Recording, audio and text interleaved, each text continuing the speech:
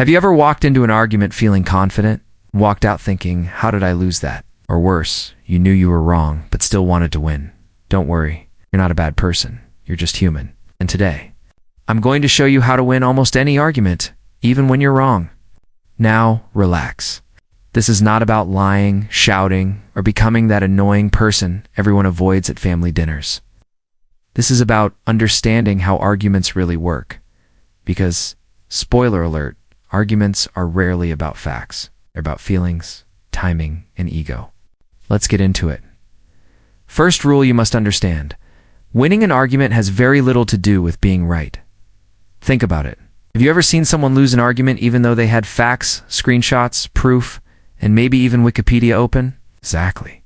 That's because most arguments are emotional, not logical. So if you want to win, you don't fight logic with logic, you manage emotions. Trick number 1, stay calm. Well, they don't. This alone wins you half the battle. When the other person raises, their voice speeds up or starts using words like always and never, you do the opposite. You slow down.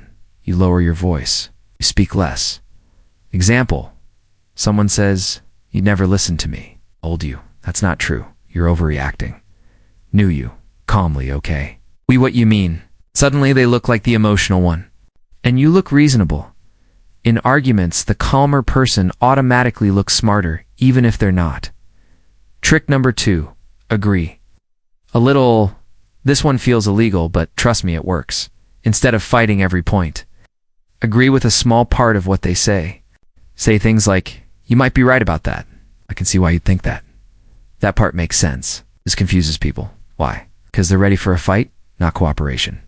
Example, your friend says you're always late. Instead of denying it, you say, "Yeah, sometimes I am." Boom, their attack loses power. When you agree slightly, you take control of the conversation.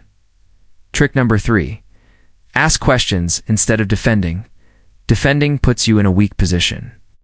Asking questions puts them on the spot. Instead of saying, "That's not what happened," try, "What makes you feel that way? Can you explain what you mean by that? When did that happen exactly?" Now they have to explain. And the more someone explains, the more holes appear in their argument. It's like letting them trip over their own words politely. Trick number 4, don't. Aim to win the topic. Win the moment. Most people argue to prove a point. Smart people argue to control the moment. You don't need to win everything. You just need to win this conversation. Example, you're arguing about where to eat. You know, your choice isn't great, but you say, "Let's just try it once. If it's bad, next time your choice." Now you look fair, reasonable, and suddenly, people agree.